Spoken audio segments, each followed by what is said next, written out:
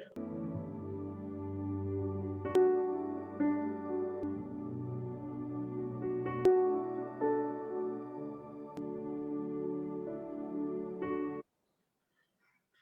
you very much, Samuel, for setting this up. Hello and warm welcome to everyone to this conversation series where during the lockdown I have brought you a varied set of guest speakers.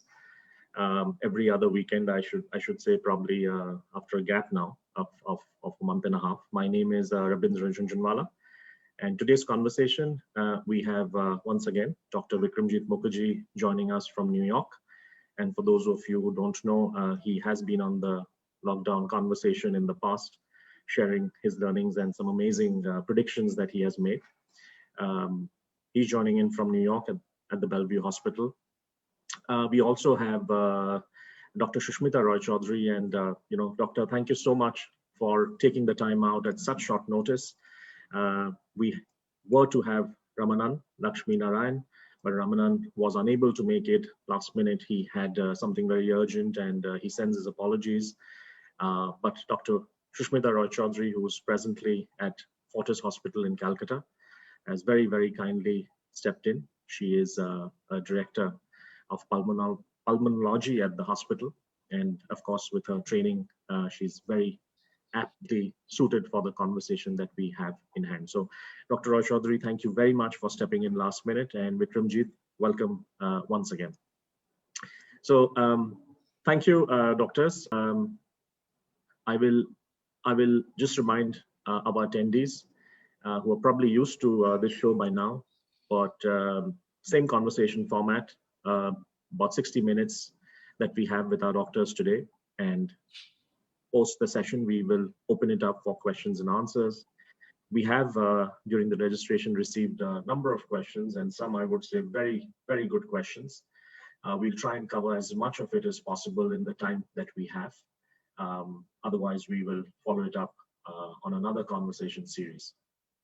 The only thing that I should probably mention, this is being recorded. This is being streamed live on Facebook. So you can always have access to the recording. A quick introduction to the topic and the ground scenario. We are close to the anniversary. It was, I think, 22 or 23 March last year when the government announced a nationwide lockdown, and we are fast approaching that. Who would have thought that after a year, we would have still not seen the light of a very, very long tunnel. If you see the cases and the numbers today, they are rising. India yesterday was at a tally of about 40,000 plus cases on a single day. Maharashtra is averaging about 29,000 in the last 7 days. 2 days back, the number of cases on a given day was highest ever. And what people are not realizing in Mumbai is it has touched 3,000 as well. Yesterday, I don't know the numbers today, but it is the highest ever recorded during the coronavirus pandemic. It is spreading, and we will discuss whether it's a second wave, it's a mutant, or what it is. We'll also discuss a fair bit on the vaccine, and I would say, notwithstanding the T20 India-England game, thank you very much for joining. We have a varied age group who have joined from across India and overseas, including some medical professionals. I would probably want to start with a quick poll. 2 questions. Samuel, if you can put up the first question, it'll help. The responses to both is going to help the speakers today identify the questions that we should pick up. So if we can spend a minute on the poll, on the first poll, kindly click and submit your answer. Those on Facebook, I'm sorry, the poll may not show up there, but the question really is, which age group do you fall under? And the answer under it is, have you taken a shot, at least one shot or 2 shots, and you have not taken the vaccine? So we'll give another 15 seconds and stop the polling. It'll just give us a flavor of where we stand. And doctors, I'm seeing the poll, the poll which is in progress, and a very high percentage have not taken the vaccine. So I guess what we were discussing, it seems to come true. If we end the poll and I share the results, that's what it looks like. So it's 60-40, 60% who've not taken the vaccine. So let's keep that in mind during the conversation. Can we do the next poll, Samuel, please? I hope you have control. Yes. Second question, and the last one, whether you have doubt about taking the vaccine, and it's a yes and no. Of course, those of you who have already taken it fall in the no category.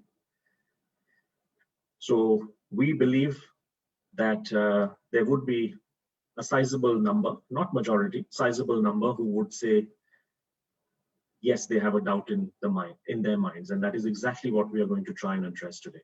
So we'll take another 15 seconds. Please do punch in your answers. I'm gonna stop it now. I won't give the whole minute, and share the result. Yeah, so very high percentage who don't have a doubt, who have taken the vaccine, but still a decent number who have doubts. And this is, keep in mind, this is only the people who have voted, not everyone. So with that, let us sort of start our conversation, our discussion.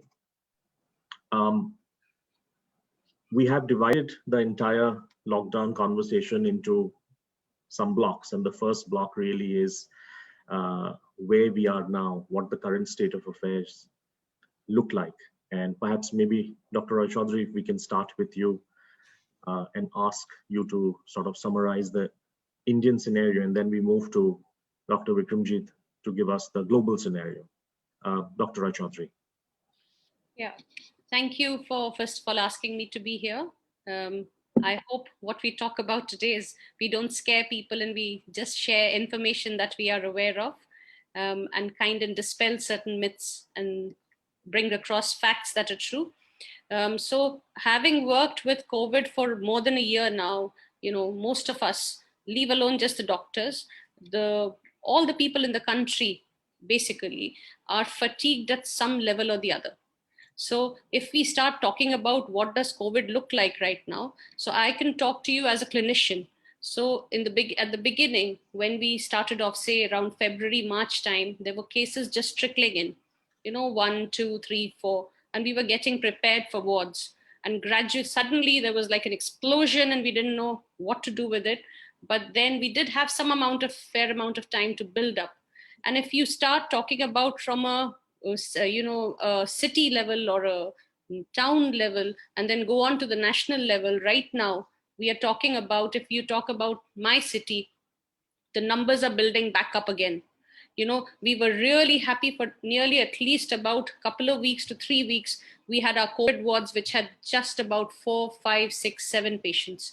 And then now the wards and the ICUs have started filling back up again. And when we talk about states, overall, all of us read newspapers, watch the internet, and we know that Maharashtra, Kerala, Karnataka, and now Delhi, and as well as a little bit of Tamil Nadu, where the cases are again building back up. So you can call it a second wave if you like, but I wouldn't just now.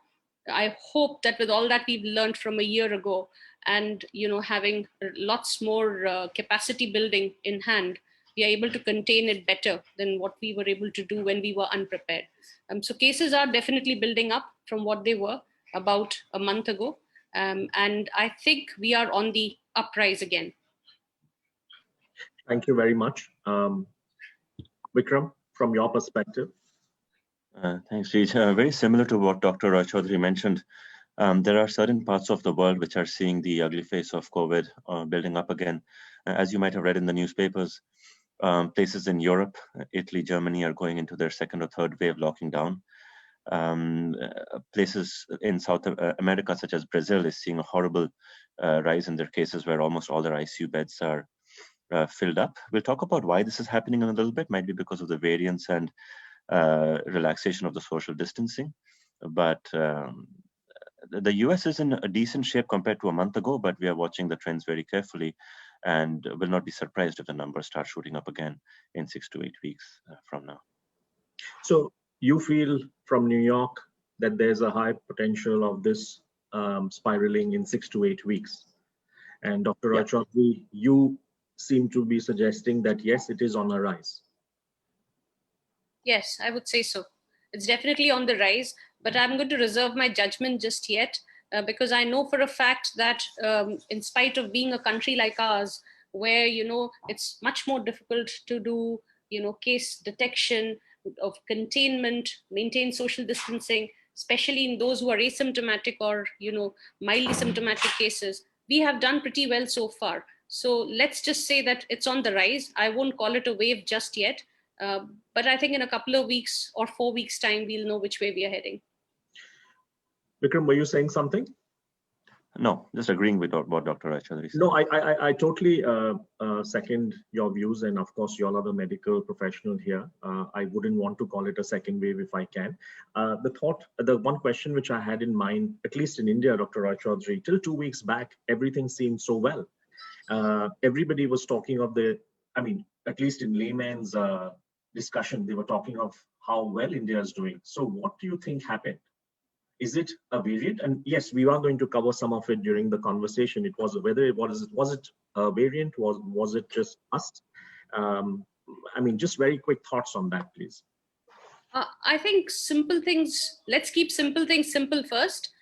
First and foremost, I really think that we all really went much easy after so much of constraints and all that. Everyone had to go out, everyone has to work, and we can't forget that most people can't afford to travel in a single car. They can't afford to stay home in a lockdown situation for months and months and months. And they have been there. If you look at Maharashtra alone, the local train scenario that most people have to use to travel to work, that you can't really avoid. So I think social distancing, hand washing, and the simple things of wearing a mask. Out of 10 people that'll be wearing a mask, I can right now, without a shadow of a doubt, say that there'll be 2 or 3 who will actually be wearing the mask the way it needs to be worn. Vikramjit will agree with me that most of us who worked in really high level, high load COVID scenarios, the only reason we are still safe to date, I personally think, is my mask that has saved me, and washing my hands and keeping myself clear rather than talk big. About variants, it's right now it's early days of about 7,000 things that have been screened at the moment. What we found is of 200 cases or so that were taken from Maharashtra, 20% of them do show a variant, which is the New York variant, which has increased transmissibility. But just to say that it's just the variants that are doing, at this point of time, at least in India, is too early days to say that. Fair enough. And perhaps maybe, I know we are going to be discussing variants and vaccine during the conversation. Why not bring the topic of complacency in second wave and address that now? And there are some questions that we have collected. One is, when do we think COVID is going to get wiped out? Does anyone have an answer to that? I think I have an answer there, just that I don't think COVID is going to leave us anytime, or we're going to have to learn how to live with it, just as we live with other coronaviruses. It's going to be mutating every year, just like the influenza virus does, and we're going to have to live with it. I don't think we're going to see it completely go away from our communities. And Preeti Shrimal has asked another question that was actually her question. What are the chances of COVID recurring? And I think maybe she also is asking about the different variants. So maybe we can park this and cover it during the next section when we discuss variants. Any sort of strategy apart from the simple things which Dr. Chowdhury mentioned of masking and hand washing, and Vikram, you mentioned this almost as way back in May of 2020 when we first did the session. But is there any strategy in your hospitals, amongst the doctors, amongst the front line, how to sort of battle this new issue that we are facing? I won't call it a wave yet. And Niharika has asked this question. So can we look at trying to answer that? I can take the first stab at it, and Dr. Chowdhury. So I completely agree that it's been a very difficult year for all of us, and it's just human nature that we need to get together with our friends and close family, stop wearing masks. Many of us are compelled to go back to work, and it's been a long year. I would just reinforce that the hand washing that Dr. Chowdhury mentions, the mask, sometimes a double mask, social distancing as much as possible should still be part of our daily lives, at least for most months of this year, till we have better control. It's easy to forget that this is still out there. It's still killing thousands of people across the globe, thousands of people in the US every day. Though it's been a long year, I don't think this is the time to stop our infection control practices.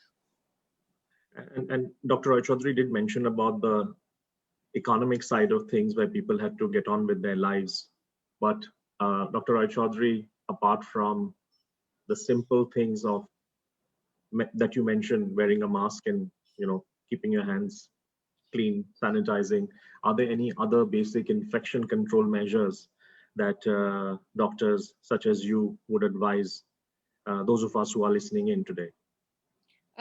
Yeah, basically keeping prevention is always better than cure. And I think keeping things simple always helps, especially people who are above the age of 60 or have comorbidities and illnesses, like diabetes, hypertension, etc. It's just not COVID. There are other things out there that kill more than that.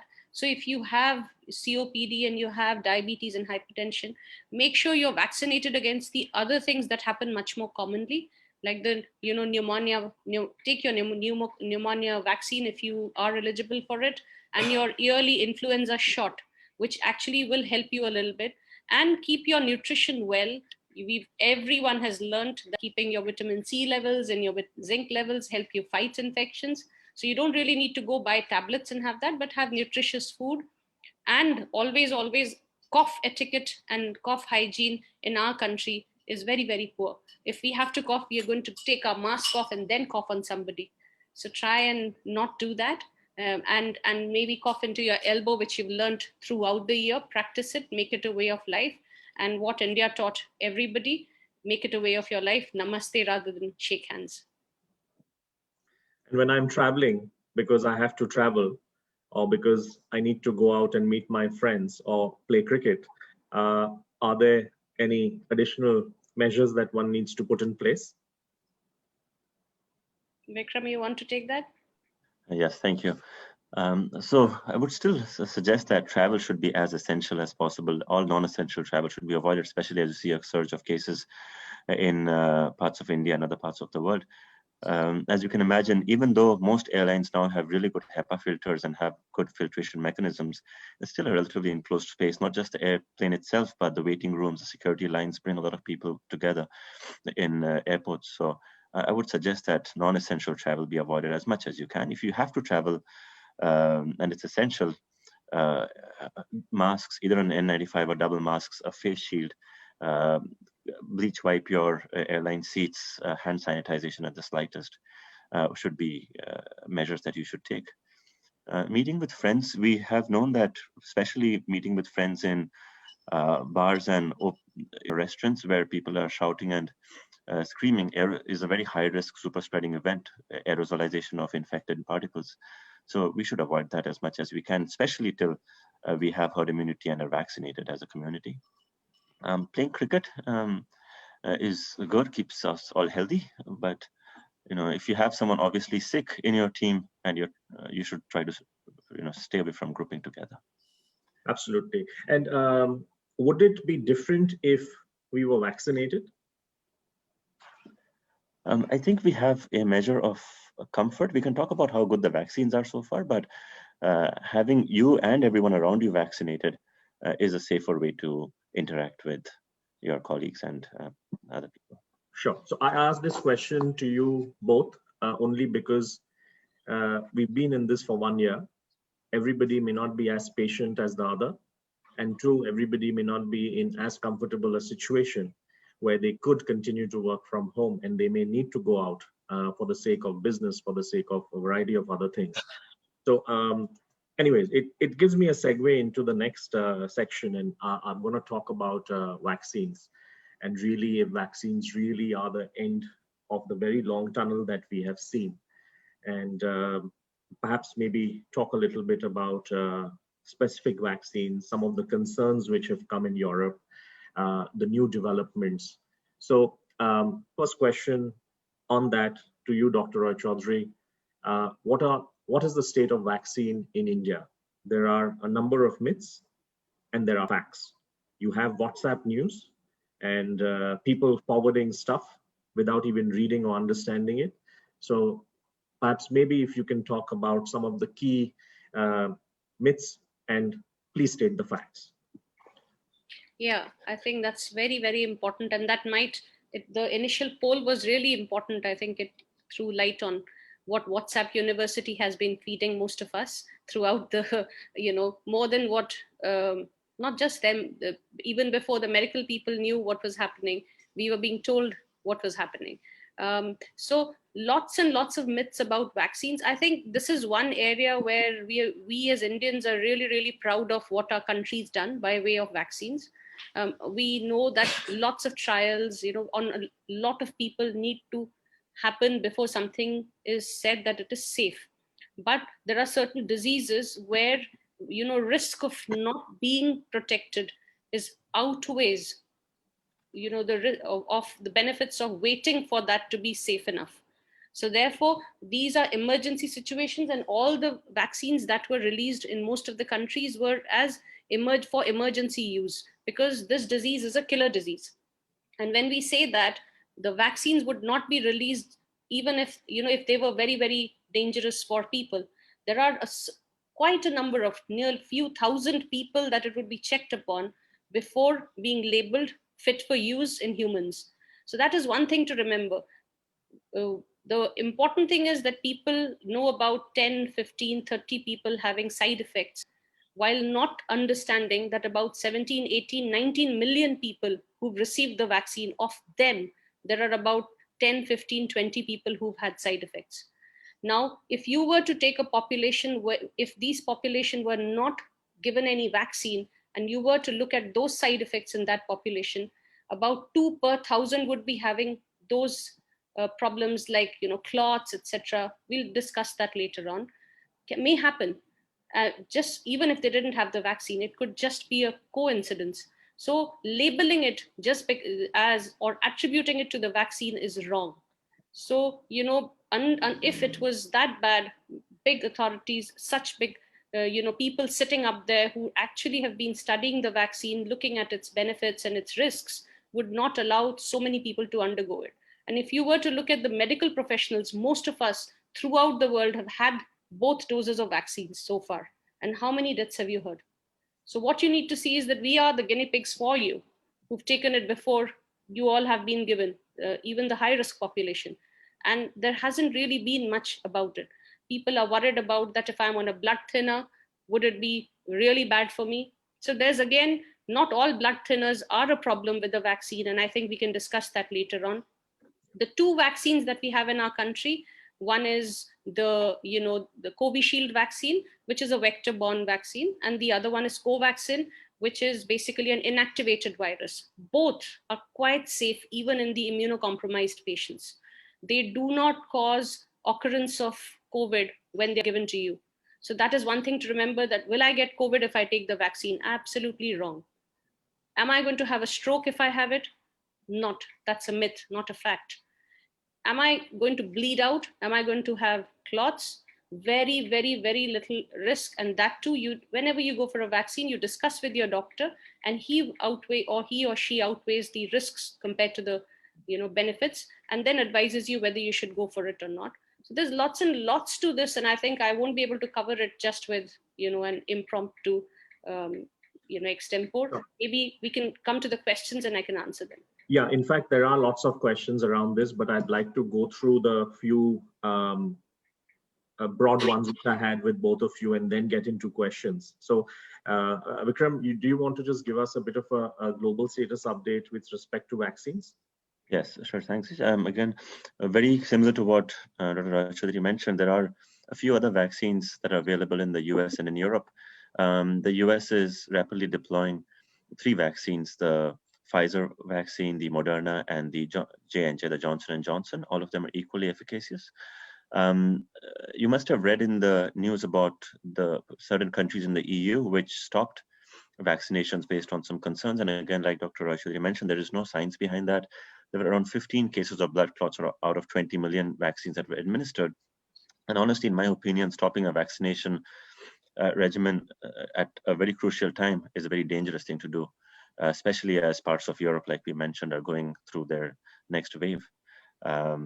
This makes the public very concerned about vaccine safety, and re-educating the public to make sure that the vaccine is safe and well taken is a mountain of a task. So again, to emphasize, these vaccines are all very, very safe. It's honestly the only way we see out of this horrible pandemic. And if you have these pre-existing conditions, you should be even more enthusiastic about taking the vaccines. You're at higher risk for COVID infection, the badness that it can create. So the points that I picked up from what both of you have said till now, one is that there is a reason behind taking the vaccine. We must take it. The AstraZeneca issue in Europe and all of the countries which have put on hold the vaccine because of blood clot and death, there's a very minuscule percentage of this, and that can't be the reason why you should have a doubt with respect to taking the vaccine. And this question has been asked by several people who have registered, who are on the show today. Because if I understood correctly, it is the AstraZeneca, which is Oxford, which is Serum, and which is Covishield. And a lot many people are taking Covishield in India. So somewhere it comes back to a doubt. And I guess I'm talking on behalf of the 20% people who polled saying that, yes, I have a doubt with respect to taking vaccine. If this has happened in the EU, and if they have gone and put a temporary hold on taking the vaccine shot, why should I be taking it in? What's the risk? So maybe 30 seconds each on the AstraZeneca, blood clot, and vaccine, maybe just to re-emphasize the point that you want to make, please, doctors. Yeah. So absolutely. I think it was just the first case, I think, was in Denmark that came out, and somebody had a clot just after taking the vaccine. Now, following that, there were about 37 total cases, and out of 17 million that received the vaccine who had some sort of a clot, which was during the period of the vaccination or just after it. And only one person out of that had died. And that put the entire European regulatory authority to look at the vaccine status, because they wanted to be extra careful. However, they have put out, the WHO before, and now the European regulatory body has also put out their statements saying that they do not find that these are related. They find these are coincidental, and they haven't found evidence that the clots are related to the vaccines. If we look closer at home in India, most of us have had Covishield. And how many of clot deaths have we heard about? So if I were to be sitting, having seen the pandemic in its fury and rage through the year, if I were to decide whether I was going to die of COVID versus whether I had a minuscule risk of having a clot, which one would I choose? I would not want to die of a preventable disease. And that is what I would want to do, A. B, that if you were to look at people who have clots like pulmonary embolism or DVT, 2 out of 1,000 would get it at that age group where these people were described. So far, there is absolutely no evidence that this is related to the vaccine. And B, your chances of having mild disease and not getting hospitalized, not being losing your life savings behind a hospital management for COVID, or suffering from COVID thereafter, or even putting your life at risk, it is much better to take the vaccine rather than not. Well noted. Vikram, did you have anything to add to that?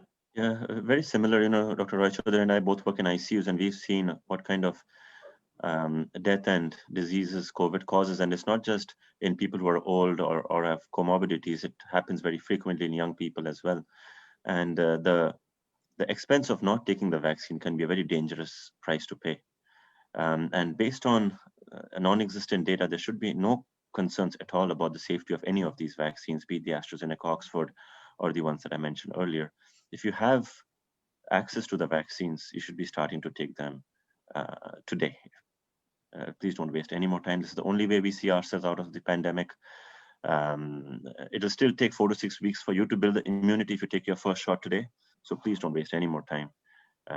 Every day that you wait is a day that you're at risk for illness.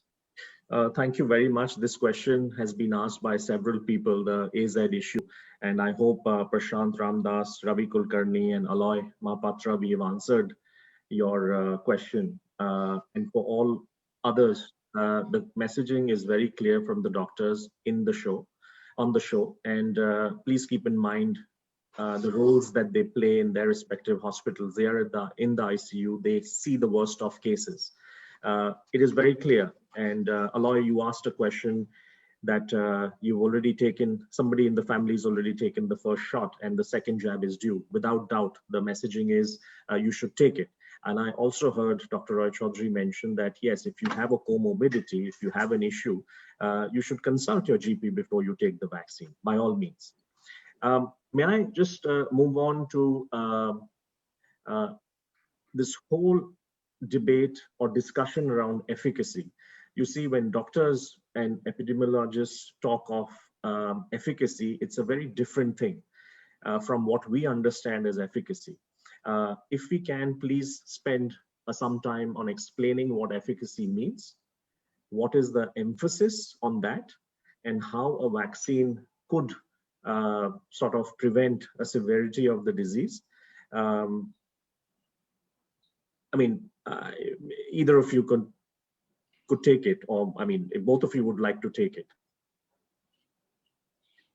So Vikram, question to you. When I see some news reports, something is 91% efficacy, or 91%. The value is 91% of efficacy. In another, it is 63. What does it really mean? Yes, that's a great question, and I'll get started. One is, so the vaccine should be seen under two lenses. One is whether it prevents infection or not, and the second thing is, if it doesn't prevent infection, does it prevent severe infection, the infection that brings you to the hospital or to the ICU or further on? Now, the different vaccines, be it AstraZeneca or the Pfizer or the J&J, have different variations in the amount of efficacy they have in preventing infection. But all of them have excellent, more than 95% efficacy in preventing an infection that is severe enough to make you come into the hospital, come into the ICU, be on life support, or die. Now, that's a big difference to understand, because yes, infections are bad, but infections that are bringing you to death's door are the ones that you really want to prevent. And I can assure that all these vaccines, based on significant data on millions and millions of people, prevent the severe form of the infection in a very, very potent way, more than 95% of the way. The different vaccines prevent infection in different ways, but taking the vaccine, the 2 shots of most vaccines, will avoid you from getting the severe form of the infection, which is the major factor in our decision making. Right, Chowdhury? Yeah, no, absolutely. And I think when we talk about efficacy, it's on a very large population that we are talking about. Something is always better than nothing is what we've always said. And even if you talk about, 60%, 80%, 90%, it's quite a huge amount of, chances that we are going to be immune to severe disease. Mild disease, having flu-like illness, is what is going to become a way when COVID becomes an endemic in the times to come. So we're not going to be spared that, but we really don't want to lie in hospital, lose our lung function, be breathless for a very long time. And to prevent that, as Vikramjit said, most vaccines have shown over a 90% of efficacy in preventing severe disease. So it is definitely worth it, whichever vaccine is available, to take it. And then for boosting up in the future, there will be lots more to hand. And because the vaccines are only about 2 months or 2.5 months old, it is probably too soon to say that there is enough empirical data from the ICUs that you are in, that, well, there was somebody who was vaccinated and then has come to the ICU. That's my broad reading. Yes. So, no, interesting. I also understand that there are reports, and it seems from the people around you who have tested positive, that the COVID cases today are more milder than what it was earlier. Any thoughts on that? And why are we still seeing deaths in hospitals? And I'm sure the ICUs that you serve, you're probably seeing them more closer than any one of us. So question with respect to, are COVID cases really milder today? And why are we still seeing the deaths? So I wouldn't actually go ahead to say that COVID cases today are milder. We are seeing a mix of both. There are recently we've had pregnant women come in because of, we are still right now at a cusp where we are able to provide some amount of protection to a certain amount of the population. So therefore, the comorbid patients with comorbidity and high risk group, they will get some amount of protection because most of them have had first dose of vaccine, the ones that have taken it. But there is still a younger population that is still coming in and still having a significant amount of disease, which we've seen. You cannot predict if there are 3 people in the family, even the youngest person might land up in the intensive care unit with a severe respiratory distress syndrome, whereas somebody who was 89, 90 in the same house might have a mild disease. So corona, how it interacts with the body is entirely different for 2 people when it affects them. So it's still difficult to say or make a generalization that it's milder these days. We are having both kind of people come in still. But I think the more the people get vaccinated, I am pretty sure we'll get much milder disease. And that is the reason why we are pushing for, a global vaccination now rather than just comorbid patients. Got it. Vikram, did you have anything else to add? No, completely agree. I don't think we are seeing a milder form of the disease. We are seeing a big spectrum. The mild forms might stay at home in the hospitals and in the ICUs. We're still seeing very, very sick people, often landing on ECMO and not doing too well. And again, age is not the only determinant. Very young people are doing very poorly. Even in the US, only 20-25% of the community here has been immunized. So we still have a long way to go before we see the consistently mild forms of disease. Great. I'm going to move to my next question for both of you. And before I start going through all the questions that we've received, we have 2 vaccines in India. Any sort of quick thoughts on the comparison? There's a lot being told, lots being said on Covishield and Covaxin. So either of you, and then perhaps maybe if you can also talk a little bit about the new vaccine, which you may know of. And I read somewhere about a single dose Johnson vaccine. Quite interested to hear how that will work. So your thoughts, doctors. So Covaxin and Covishield, that's the commonest question, FAQ, if you like, I get asked by my patients on a daily basis these days, which one should I choose?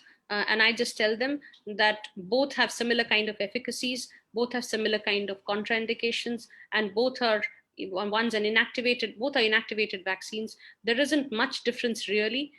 They should, whatever is offered to them, I think they should go ahead and take it, except that if you're on anticoagulants, the government has given regulations about Covaxin not being safe for them. I'm not pretty sure what the reason for that is. But I think you need to talk to your doctor before you go and take, but both are absolutely the same. Choosing one over the other in most patients is not necessary. And Vikram, did you have anything to add on new vaccine that you're hearing, or the same question which Dr. Chowdhury answered? Yeah, so the 3 vaccines that are available here are the Pfizer, the Moderna, and the J&J. The J&J has a big advantage of being a single-dose vaccine. You can imagine that with the Pfizer vaccine and the Moderna, there is a 4 to 6 week gap between the 2 vaccines, and a lot of people who have a significant side effect profile to the first shot might not be too enthusiastic of coming back to take the second. So there's a little bit of an advantage to the J&J Johnson & Johnson vaccine in that regard. But other than that, they're pretty comparable in terms of preventing severe disease. No, I mean, there are some questions, and I know people who've taken the first shot of a vaccine where you need to, and they think that they're protected, so the masks come off. Anyways, we'll come to it later.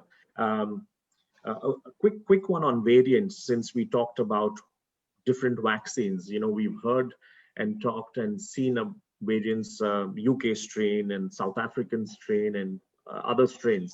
So some quick thoughts on what these strains are, what mutants are, what vaccine does, how long are they valid for, do you have to take it annually, do these vaccines work against these strains?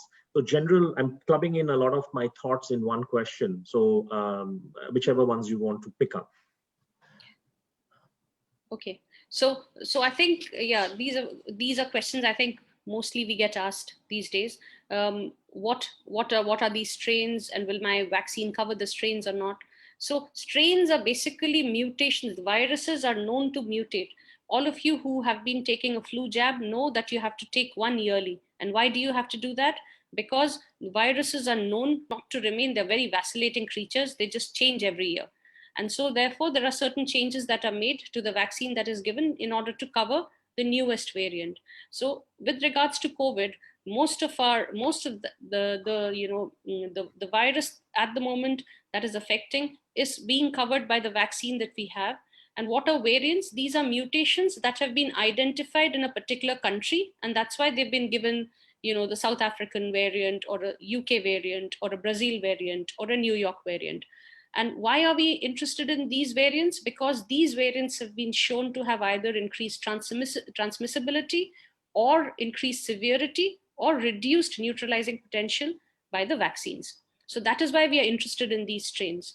And whether all these strains will be covered by the vaccines or not is something I will not be able to answer right at this moment. But I think when you get your first dose, that is the one that increases gets your antibodies up and about, creates memory cells. And when you get the second dose, it is to boost the memory. Maybe in the future, how long does it work for? Nobody really knows. But from data that we know at the moment, at least for about 8 or 9 months, you have some protection from the vaccine that you have. And you will keep needing to boost yourself. How frequently or how less frequently is something that is what time is going to tell us. Maybe it'll be like your flu jab that you've been taking until the disease becomes endemic and everyone has mild disease, which, as Vikramjit says, is not in the very near future at all. So that is how I think things will go. I'd like to spend some time on the variants, because I think this is something that we should recognize as a huge cause of concern. At this point, we are at a path of this pandemic where what happens next is extremely nebulous and unpredictable. Just learning from where these variants ran rampant, for example, the Brazil strain. I'll just give you a case example. There's a city called Manaus in Brazil, which had, after the first wave last year, around 76% herd immunity when you check their antibodies. So people were comfortable, social distancing was removed, and then the Brazil strain hit that city and completely overwhelmed their ICU capacity, took their second wave. The UK second wave that happened in November and December was because of a variant, the B117, which was, like Dr. Chowdhury mentions, more transmissible by 90%, more lethal by 60%, and more pregnant women got affected by that, a very severe form of disease. The South African variant, which is coming into news, has some resistance against some of the vaccines, though the severe form of this variant is still prevented by the AstraZeneca Oxford. The New York variant is relatively new, but as we look more and more for these variants, some of these will be vaccine resistant, some of these will be causing reinfections, and we have to prepare ourselves for all, like we say, prepare for the worst, hope for the best. We should prepare for the worst as these variants run rampant.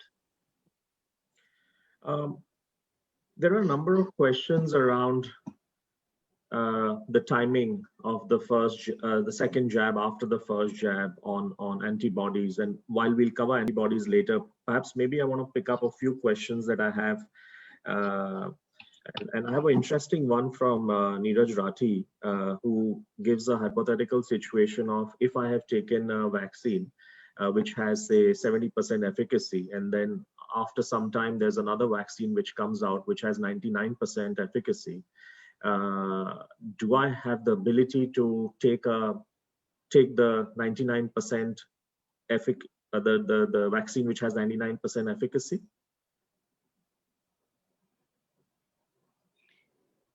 You want to answer or you want me to? I'll take a stab at it, Dr. Chowdhury. So essentially, if you're taking one of these vaccines that was described, in the proper dose and the proper time span, taking 2 of the vaccines for the ones that are double dose, you should not need a second, more efficacious vaccine, because all these vaccines are equally good in preventing the severe form of the disease.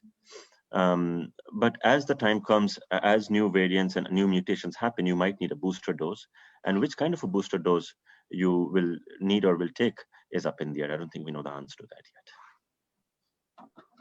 Yes, I completely agree. I think it's best not to mix and match between your first and the second dose, because your body is just getting used to the kind of virus, the antigen that it has been presented with, and the two work separately. But in time, this is still a very fluid situation. When you are to get a booster dose, many new vaccines and much more, information is going to be out there in the months to come, and it might change as time goes on. And any ideal time period when you need to take that second booster dose, say in the case of Covishield? I know that the government prescribes a 4-week period, and then you wait for another 2 weeks for that antibody. But Dr. Chowdhury, any sort of thought? Because this is a question which has been asked by a couple of people.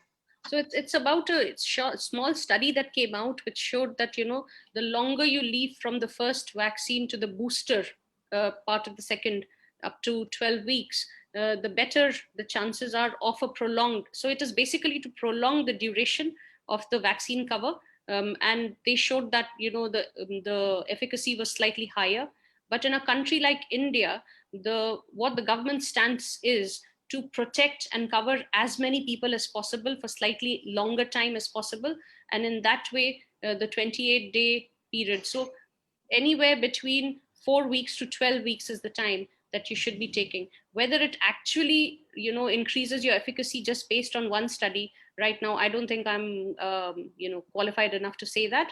But definitely it takes 2 to 3 weeks for your antibodies to start developing from the first dose. So anytime after that, you can take your booster. And whether it is better to take at 12 weeks or not based on one study, I wouldn't be the right person to answer that. Fair enough. And I have some other interesting question, but this one is intriguing. And without naming who is asked, is it really possible, and maybe it's a myth or fact, is it possible for a person to get COVID even after the 2 doses of the vaccine? Yes, absolutely. So you may get COVID. If you do, you will not get the severe form of the disease. You will stay away from the hospital, stay from the ICU, stay away from death. But some of the vaccines, especially the AstraZeneca, is not very, very efficacious against preventing infection against some of the mutant strains. That becomes consequential because even if you have taken the vaccine, both doses, you might be infectious, and therefore you might be transmitting the virus to a person around you who has not taken the vaccine. So the point I'm trying to make is, even after you've taken the vaccines, it's not a time that you think that everyone around you is protected. It's still necessary for you to mask, distance as much as you can, hand wash, proper cough etiquette, and so on. It protects you, but you are still prone to infection, and by that measure, prone to transmitting the infection to people around you who have not been vaccinated yet. So you've answered to a couple of questions that people have asked. One is, does vaccination prevent the carrier status? Answer is no. You could still be a carrier. And to the earlier question, you have mentioned that yes, it is possible to get COVID even after 2 of your doses. And you also answered Naveen Sharma's question that whether you need to wear a mask and follow all the simple measures post vaccination. You must do it. It is very important. I mean, there are lots of other questions, and there are some very specific ones. So I'm sorry, I'm not going to ask them. It's around contraindications. It's around if I have so and so, or my so and so is so many years old. The messaging which I hear is, in case you have a medical issue, if there's a comorbidity, the best thing to do is please speak with your doctor. I don't think we should be giving any medical advice on this show currently. One interesting question, and again, I think it's more about if there are 2 doses and if there's a 4-week period between the dose, and you mentioned that it could be prolonged. What if somebody has to travel in that period? Say I've taken a dose overseas and it is AstraZeneca, but I need to come back to India. Can I complete my 2nd dose and take the Covishield here? That's a difficult one to answer. I wouldn't know what the government stand on that is, but if you've actually taken 1 dose, that alone should be good enough to protect you and give you some amount of, and if you've taken the same vaccine abroad, and if it's the AstraZeneca vaccine that you've taken abroad, I think it should be okay to take the same vaccine. But whether you're going to be allowed or not, I don't know what the government policies on that are. Fair enough. I know we have answered a lot of questions and we've covered things on variant. I definitely want to spend some time on antibodies and try and explain to people what antibodies really are. And questions around if I've had COVID, do I still need to take the vaccine? If I have antibodies because of COVID, do I still need to take it, and when do I need to take it? So some general thoughts around that, because I know I have some friends who have gone through COVID, they have the antibodies, and there's a dilemma in their mind. So the short answer here is yes. Unless you have a strict contraindication to a vaccine, and by that, it's only hypersensitivity to previous vaccinations. Having previous COVID, having antibodies to COVID, having any other immunosuppressive, immunomodulatory drugs on board, you should definitely take the vaccine. You might want to space out your vaccine between your COVID infection by 6 to 8 weeks. But other than that, as we know from other countries, infection does not mean that you're immune going forward. And the only way to get yourself immune is through a vaccination schedule. You wanted to add something, Dr. Chowdhury? No, absolutely. That is I know of patients who go and check their antibody levels. So I don't think that's a good thing to do.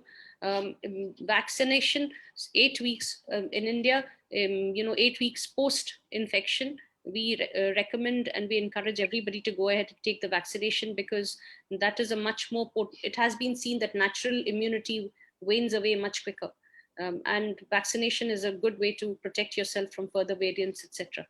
So yes, definitely get vaccinated, just as Vikramjit said. And one question which Anna Beatrice is asking, it's on the chat, how many days do I have to wait between a flu shot and a COVID shot? So we recommend to most of our elderly patients of COPD, etc., that after the 2nd shot, a month after the 2nd shot, is when you should take your flu jab.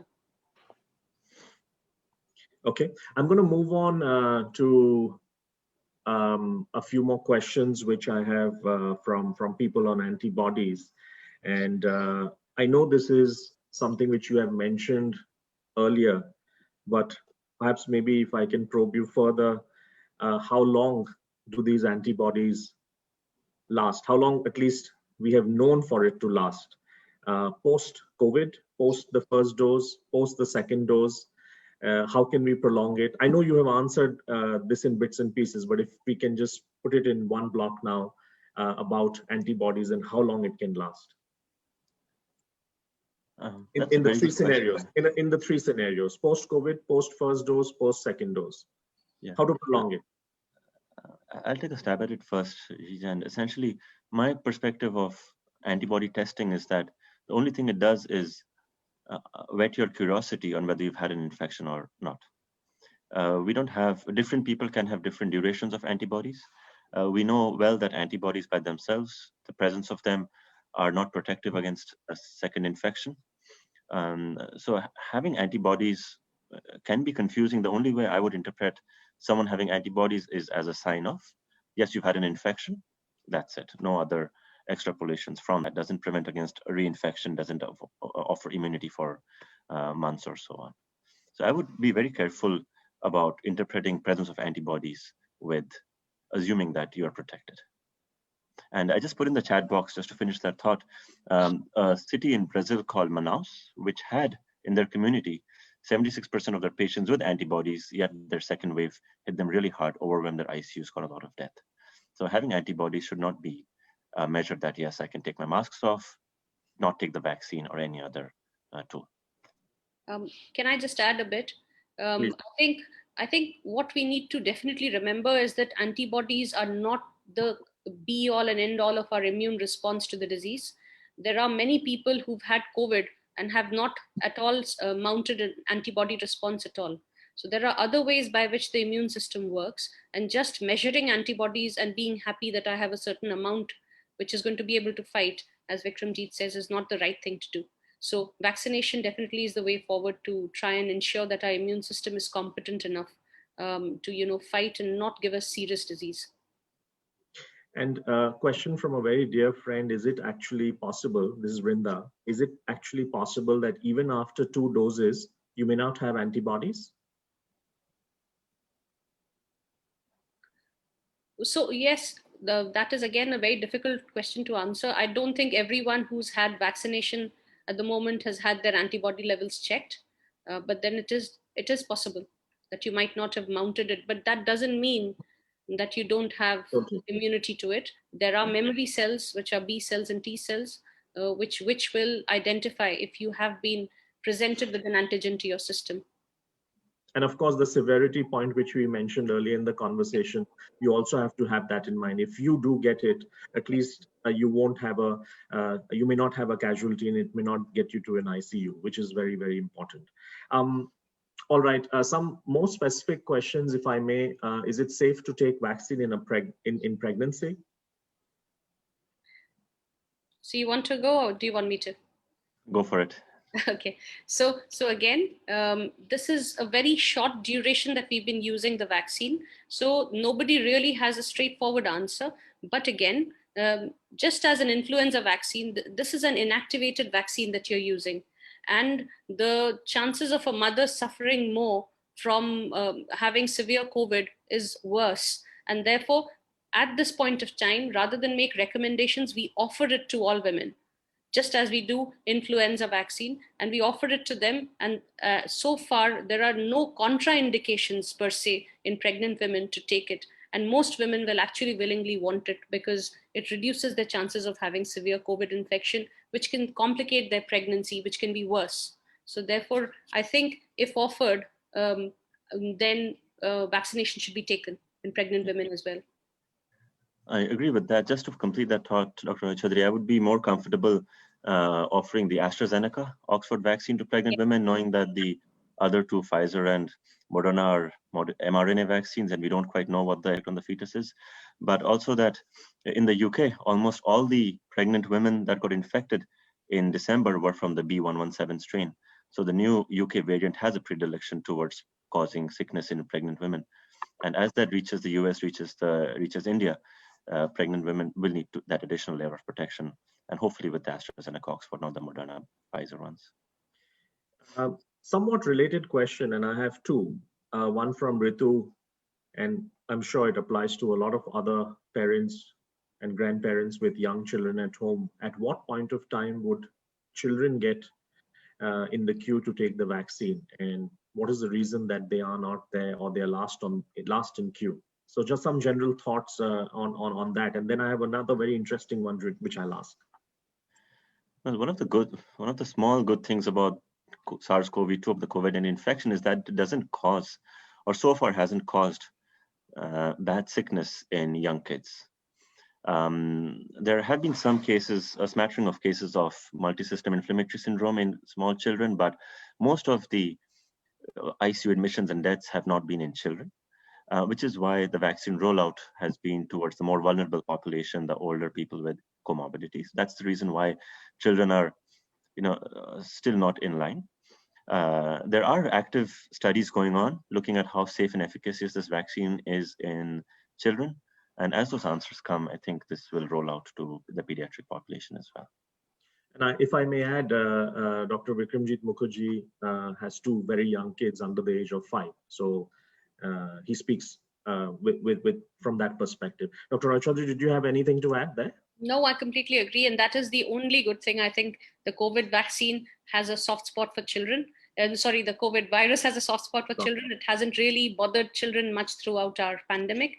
And I think mostly children have been more spreaders rather than, sufferers through the pandemic. And I think as time goes on, we'll know how safe it is for children. And maybe then they'll be vaccinated, because most studies have been done above the age of 16. So it's time and studies that'll tell us how safe it is. So this is a lawyer speaking, and I wish it doesn't happen, but it gets me thinking, considering the virus is mutating, it is a dangerous creature. What you just said could be completely turned on its head 6 months from now. Yes, absolutely. So that's a scary thought, and I think we should get to herd immunity as fast as we can. I have a very interesting question from Smita, another dear friend, Smita Kapoor, who wants to hedge her risk and asks if the entire family, if they have a choice, should the entire family take the same vaccine, or should different people take different vaccine? I would suggest taking whichever vaccine you can get access to at the earliest. Especially in India, because both the vaccines that you're being offered have more or less the same efficacy. So whatever you're being offered, you should just take it. And another twist to the same question that she asks is, should we all take it at the same time, or should we sort of stagger it just in case somebody reacts differently, so at least the others will be available? Well, most people, the commonest side effects that they have is a little bit of, aches and pains and maybe a little bit of fever. Most people don't even have that, and that's for a day or two. If there's nobody else to help, and you want to stagger it by 3 days, 4 days from here, that's absolutely fine. It works differently for different families. Vikram, I think this question is for you from Shobha Gangwal, and the question is interesting one, very curious one. If a person reacted severely to the vaccine, could you sort of say that the same person, if he or she got COVID, it could have been a serious case? Hypothetically, yes. It's a very interesting question. I think we can talk offline, but yes, possibly. If you have a severe infection, it's a host reaction that's acting up. So you might have a bad reaction to the infection as well. Super. I think a lot of questions around contraindications and specific issues that people may have, age or comorbidity related. Do we want to take a few of them? Like if I have a liver disease, should I take it? Blood thinner, should I stop the blood thinner before I take it? There are some other diseases mentioned. I don't know what they are, but I'll try and quickly Google it. So if you're offered the vaccine, just take it. But with regards to blood thinners, this is very common, and lots of people are really scared about it. So they need to know that if you're on aspirin or clopidogrel, you do not need to stop the medicines. The only problem is that when you puncture at your puncture site, you might have a little bit of a bleed around the puncture site. All you need to do is keep it pressed for 2 minutes after you've had the vaccine. Don't rub it, just keep it pressed. But if you're on anticoagulants like warfarin or acetrom, and you're being offered the Covaxin, they tell you that you need to check your INR levels, which tells you how thin the blood is. Your INR levels should be below 2. So please check with your own doctor before you go to take the vaccine. They are not contraindications to taking the vaccine. And leads me to another question. Actually, I'll come to it later. Mr. Kulkarni is asking a question, if I've taken a vaccine and there's been no adverse reaction, what does that indicate? I'm assuming he has good immunity. Nothing really. Yeah. You're fit and you're well at your age, Mr. Kulkarni. That's what it indicates. All right. Any other questions which are coming up? And we have hit the hour. So I'm going to open it up to questions, if that is all right, doctors. And I'm going to keep a track on the chat. We've tried and covered a lot of things. I'm going to see if we've missed something. Again, specific question. 75-year-old, diabetic, hypertension, other comorbidities, what precautions are to be taken? Blood disorder, situation of MS. I'm sorry, I don't know what that means. Low white blood count. Should I be taking the vaccine? SLE patient. Again, I don't know what that means. Is it safe for me to take? So these are some of the specific questions which have come up in case you want to take it up. I totally appreciate if they're very specific and it's a GP related. No, I think the blanket statement, without being too microscopic, is that you should be taking the vaccine irrespective of any of these underlying comorbidities you have. In fact, as you have more on these comorbidities, you should be more enthusiastic about taking the vaccine because you are more at risk for getting the infection and a severe form of the infection. Now, if you have any particular questions, that is something to check with your GP about. But overall, the gist you'll get from most medical practitioners is that unless you've had a hypersensitivity reaction to a previous flu vaccine, none of the other diseases that I mentioned here are a contraindication, and it actually should be more reason to take this vaccine quickly. Did you want to add anything, Dr. Chowdhury, or shall I ask the next one? No, absolutely. That's correct. Especially people who are immunosuppressed, they should definitely be going, and people around them must be vaccinated in order to help them, because people who are on immunosuppression will not mount as good an immune response as somebody who has good immunity will respond to a vaccine. So in addition to them getting vaccinated, it's extremely important that all their family members should be vaccinated too.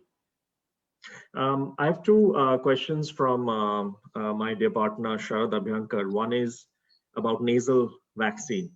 Any thoughts on that? And the second question I'll just ask. It's on the chat, but I'll ask. So I think the nasal vaccine is in development by Bharat Biotech, the one that's developed Covaxin. And I think once it comes, we'll know it'll be much easier for people, especially the question of blood thinners, etc., will be out of the question once they can take that. Easier to take, no pinpricks, etc. So we'll just wait and see how it pans out. And the other one is, it seems that Maharashtra state government has just announced that class 10 and 12 board exams are going to be held, physical examination. 1.6 million students appearing, more than that, more than 2 million students appearing for the exams. Does that put them at a higher, greater risk? Because they're going to spend considerable amount of time writing those exams. Is it a sensible decision? I mean, I know we're not sort of getting political here, but just curious. In my perspective, and again, without assessing or judging the government stance, is that it's possible to do this in a prudent manner if you're able to. And these are children who are 16 and 18 years old, so they should be able to wear a mask through the length of that exam. And if you're able to distance them 3 to 6 feet from each other, it should be a fairly safe environment. Fair enough. And anything we should do, prepare ourselves before we get our first jab? Of course, assume that you're eligible and you are in the queue and you are getting it. Anything that we should do? Not drink, have a good diet, sleep well, before you go get your jabs? Yeah, I mean, just hydrate yourself and make sure you don't go. I mean, honestly, the chance of having a vagal episode just passing out from a jab, any jab, might be more higher risk than any of the other side effects that have been advertised. So just making sure you're well hydrated, calm, nothing else beyond that. This has been absolutely great. I know I've taken up more time than I'd asked for.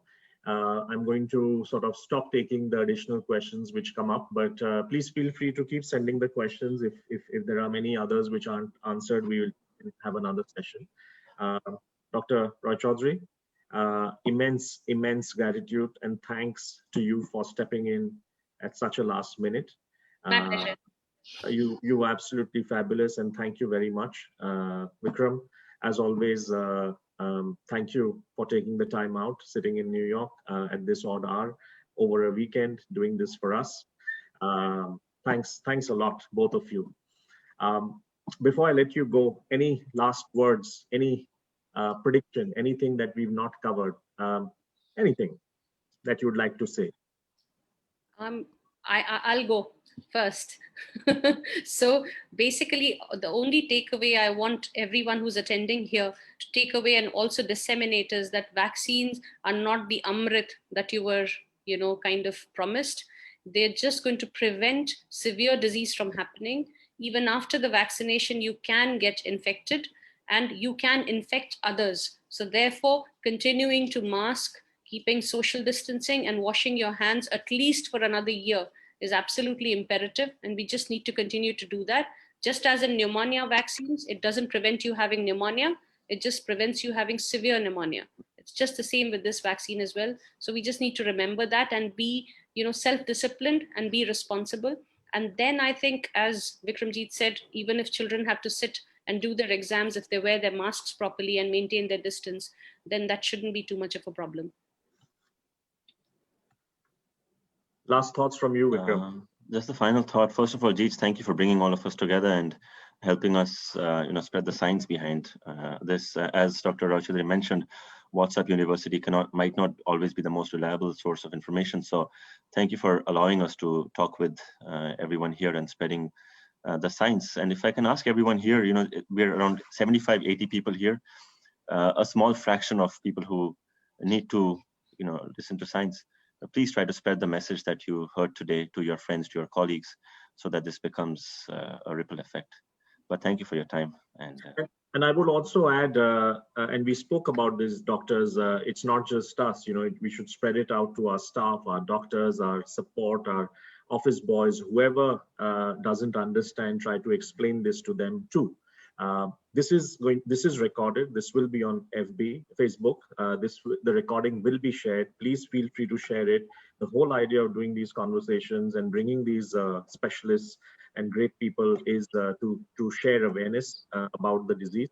And if there are more questions, absolutely, please keep sending them on the send it to me. There is a WhatsApp group. I suggest you please stay on it till I've shared the video recording. I intend to bring back Ramanan Lakshminarayan, who's an epidemiologist who was supposed to be here, but couldn't join because he has a different specialty, which is studying viruses. So we would ask some of the tough questions that we have passed today to him as well.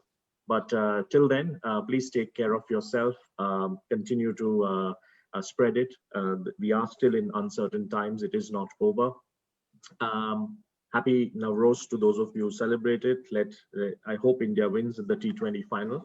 And most importantly, doctors, more strength to you. You guys are absolute rock stars for doing what you're doing in the front line. So hats off and a salute to you from all of us. Thank you so much. Stay safe, stay well, till we meet again.